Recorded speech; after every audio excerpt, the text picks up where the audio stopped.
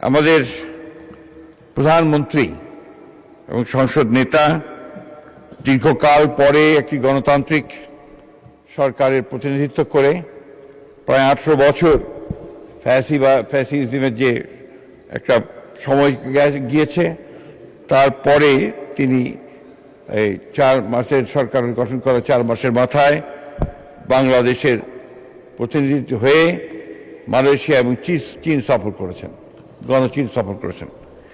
এবং এই সফরটি বাংলাদেশের জন্য অত্যন্ত গুরুত্বপূর্ণ ছিল। বাংলাদেশের সঙ্গে মালয়েশিয়া এবং চীনের সম্পর্ক আরও দৃঢ় হয়েছে এবং অত্যন্ত সফলতার সঙ্গে তিনি এই সফরে অনেকগুলো চুক্তি সম্পাদন করেছেন এবং মালয়েশিয়ার এবং একই সঙ্গে গণচীনের সঙ্গে দুই দেশের পারস্পরিক মর্যাদার ভিত্তিতে সম্পর্ক আরও দৃঢ় হয়েছে। মাননীয় স্পিকার, আমি সেই জন্যই এই আজকে আমাদের জনগণের দ্বারা নির্বাচিত দীর্ঘ একটি ফ্যাসিবাদ বিরোধী সংগ্রামের নেতৃত্ব দেওয়ার পরে আমাদের নেতা, যিনি ইতিমধ্যেই একটি জাতীয়ভাবে আন্তর্জাতিকভাবে তিনি নিজের একটা অবস্থান তৈরি করে ফেলেছেন, যেখানে বাংলাদেশের মানুষ তার সম্পর্কে ধারণা সৃষ্টি করেছে যে তিনি অত্যন্ত দৃঢ়তার সঙ্গে জনগণের কল্যাণের জন্য কাজ করছেন এবং পুরনো সমস্ত খারাপ জিনিসগুলোকে বাদ দিয়ে নতুন দৃষ্টান্ত সৃষ্টি করছেন। যেমন মাননীয় স্পিকার, আপনি দেখেছেন যে ইতিপূর্বে যখন প্রধানমন্ত্রীরা বাইরে যেতেন তখন আপনার একটা বিরাট সম্বর্ধনার ব্যবস্থা করা হতো।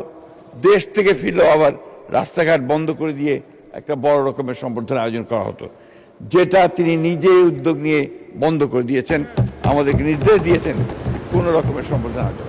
অথচ তার যে সাকসেস, এই সাকসেসগুলো কিন্তু বিরাট। তিনি গণচীনের সঙ্গে 17টি MOU হয়েছে মাননীয় স্পিকার, এবং প্রধানমন্ত্রীর সঙ্গে বাইল্যাটারাল যে মিটিং হয়েছে সেই মিটিংয়ে এই MOUগুলো সই হয়েছে এবং গণচীনের সব প্রেসিডেন্ট তার সঙ্গে তিনি দীর্ঘক্ষণ তারা আলোচনা করেছেন, সভা করেছেন, বৈঠক করেছেন এবং অত্যন্ত হৃদ্যতার সঙ্গে এই আলোচনাগুলো হয়েছে।